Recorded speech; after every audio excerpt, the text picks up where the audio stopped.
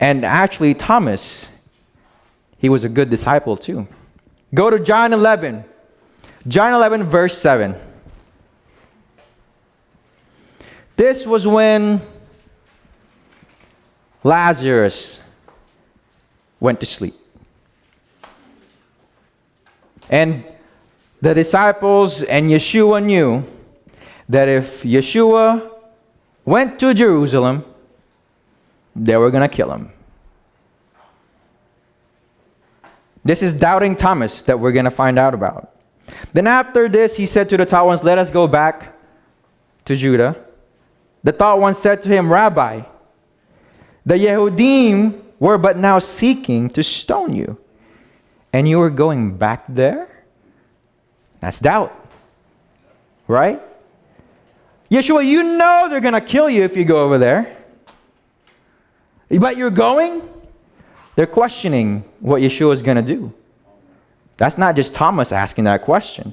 But Yeshua answered them and said, "Are there not 12 hours in the day? If anyone walks in the day, he does not stumble, because he sees the light of this world. But if anyone walks in the night, he stumbles, because the light is not in him." Then and there Yeshua said, those Pharisees and Sadducees and the Yehudim, they're walking in darkness. He said when he died, he told us, they didn't kill me. I laid down my life. Hallelujah. Yes. So this must be fulfilled. He was walking in the light. There's that song, right? Walk in the light.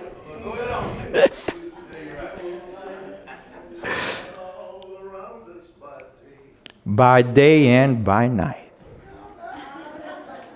There was a pillar of cloud in the day and a pillar of fire by night. Israel walked in the light by day or by night. Sometimes that's what faith is. To know we're walking in the light. In verse 16, here it is, verse 16. Now Thomas, who is called the twin, then said to his fellow taught ones, "Well then, if he's gonna die, let us also go, so that we die with him." Can any of us do that? Now Thomas still had doubt, because he believed they were going to kill Yeshua. And he said, well, if they're going to kill you, they might as well kill me. But in his doubt, he was 100% in, at least in that moment. Let us go die with him. Did we know that about Thomas? The one who doubted and wanted to see the hole in his hand, the spear hole on his ribs? Because until last night, I did not know Thomas was one of the disciples that said, "I'll die with you." But at the end, he doubted. Even after his brothers said, "We saw him." In chapter 14, same book, chapter 14, verse 5 and verse 6. Here we go again. Thomas. Thomas said, "Master, we do not know where you are going, and how are we able to know the way?" Now, verses before we read, "If anyone walks in the day, he does not stumble, because he sees the light of this world." But here Thomas is asking, how will we know the way? Thomas' eyes are closed. He did not know he was still walking in darkness. Because if he was walking in the light, then he would have known what Yeshua was going to say. What verse 6 says? Yeshua said to him, "I am the way and the truth and the life, and no one comes to the Father except through me." That was Thomas's answer. Yeshua is the way, the truth, and the life. Thomas wanted to know, what will we do when you are gone? Well, Yeshua is in the volume of the book. He has taught them for years, but still Thomas was asking, what are we going to do? So Yeshua had to remind him, I am the way. Come on now. What have you seen me do? You will do what? Greater. You have heard me speak. You have seen me in the volume of the book. You should know the way and the truth by now. And now go and have life.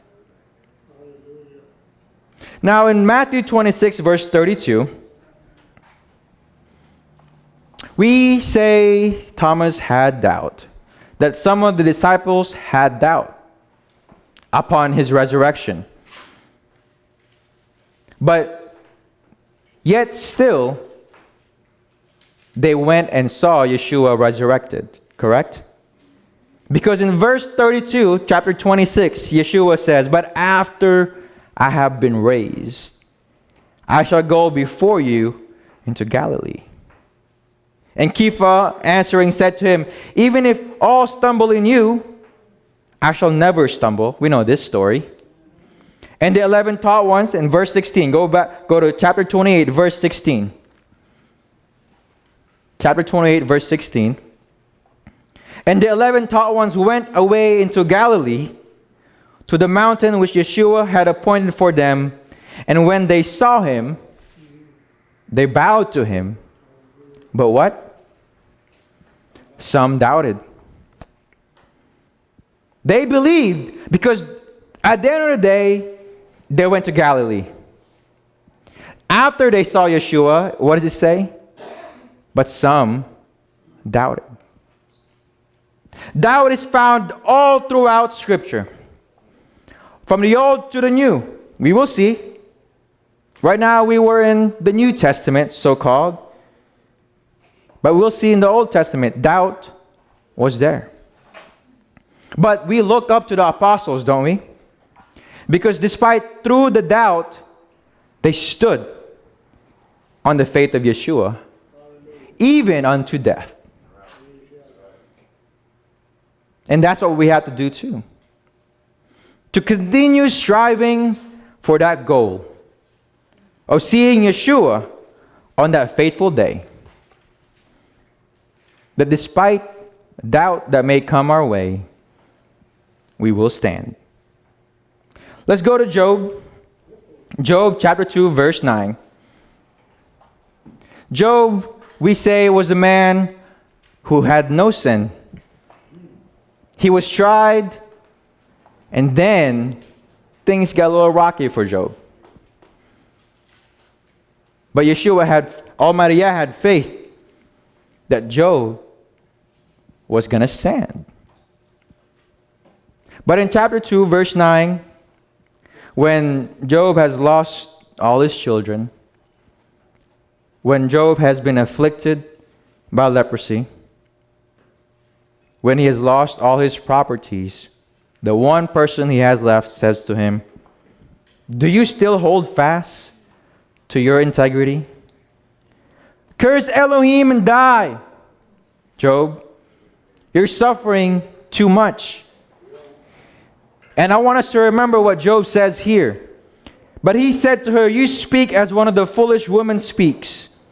Indeed, should we accept only good from Elohim and not accept evil? In all this, Job did not sin with his lips.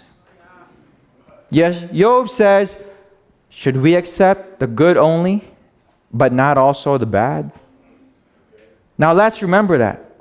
Job said, accept the good and the bad that Almighty Yah gives.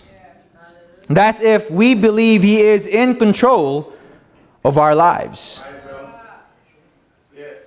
But I know a lot of us, most of us, if not all of us, only want the good. We don't want the bad. I mean, as children, we know we only want the good things from our parents. when they spoil us, when they give us what we want, when they cook good food, whatever we have, whatever we want. But when we get that word no, we go to crying. I remember, I think when I was a child, we were at a market or the mall, and, you know, as all little boys do, I wanted a toy. I think it was a toy gun or a toy truck, whatever it was. And sometimes my parents would buy it, but this one time, they said no. Oh, and I went to crying and jumping and making noise in that store. When we got home, well, we know the story. Timeout was what I wish I got.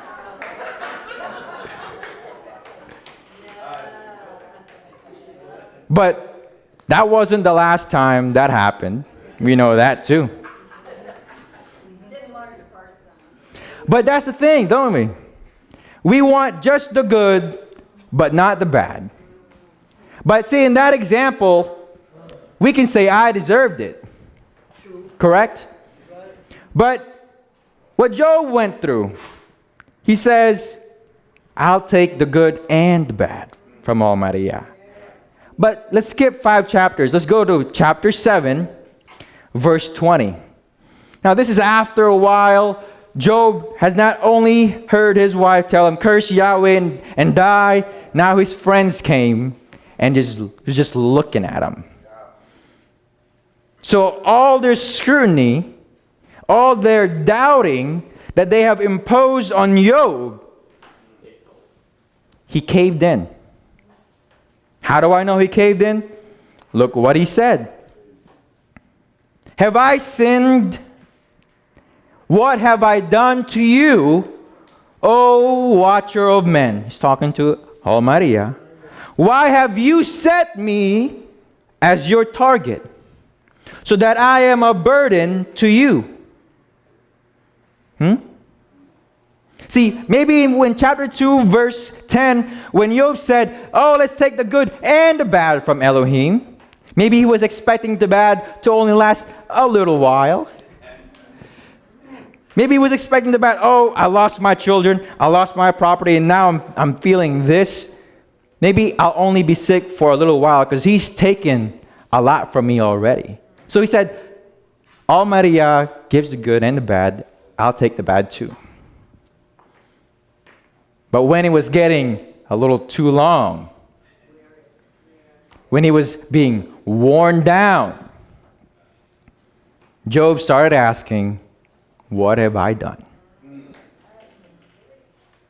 He started having doubt on the life he has lived before the Father. Verse 21, why do you not pardon my transgression? Remember that. He asked, why do you not pardon my transgression and take away my crookedness? For now I lie down in the dust, and you shall seek me, but I am not. Sometimes we think when we're going through some things, after we think we haven't done anything wrong, yet the trouble's still here, then we wonder, what have I done wrong? Or if not that, we go to think, Father, yeah, whatever it is I have done,